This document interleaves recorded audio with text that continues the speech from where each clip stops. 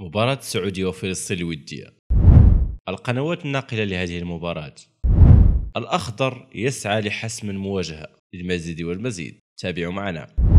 السلام عليكم عشاق كرة القدم في العالم العربي والعالم كله، لا تنسوا الاعجاب بالفيديو والاشتراك في القناة وتفعيل الجرس، ولا تنسوا الصلاة والسلام على حبيبنا محمد صلى الله عليه وسلم.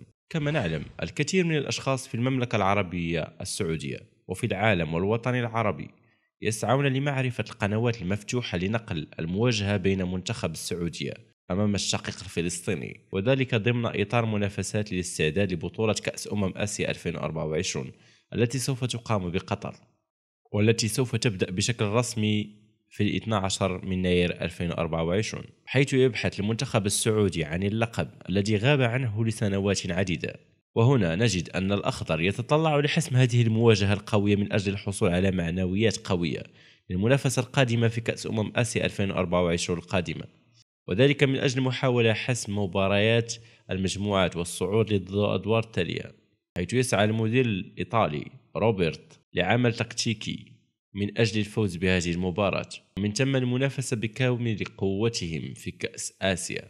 والجدير بالذكر أن المنتخب السعودي يأتي في المجموعة السادسة من كأس آسيا رفقة كل من تايلاند وعمان وقرغيزستان، وهي مجموعة سهلة بالمقارنة مع المنتخب السعودي. ومن المتوقع أن نرى منتخبا سعودي لم نره من قبل. ما رأيكم يا عشاق كرة القدم والسعوديين بصفة خاصة؟ شاركونا في التعليقات. هل سوف نرى نسخة لم نرها من المنتخب السعودي من قبل؟ وهل سوف يتم تحقيق نتائج لم نرها من قبل؟ شاركونا في التعليقات، هذا أشياء مهمة لنا خصوصا السعوديين، لنعلم مدى حضوركم هنا وتعلقكم وحبكم لمنتخبكم.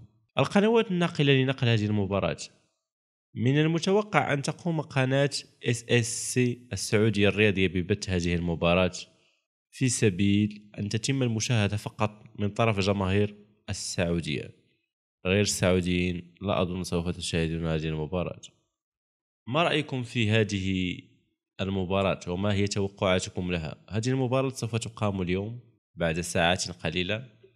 نتمنى التوفيق لكلا المنتخبات لأننا نحبهم جميعا. وعلى ذكر المنتخب الفلسطيني، نسأل الله تعالى أن يفرج هم الفلسطينيين إخوتنا، وأن يحقن دماءهم، وأن يجل أعداءنا وأعداءهم. اللهم نصرا، اللهم نصرا، اللهم نصرا. اللهم إنك ترى ضعف قوتنا وقلة حيلتنا. أمتنا أمة الإسلام تلاشت أمام أعيننا، حكام العرب حتالة الأمم لا أحد يتكلم. اسأل الله تعالى أن يحدث أمرا فينا، اسأل الله تعالى أن يحدث أمرا فينا. رب اشرح لي صدري ويسر لي أمري واحلل عقدة من لساني يفقه قولي. الحمد لله رب العالمين. لا تنسونا من دعائكم، بارك الله فيكم.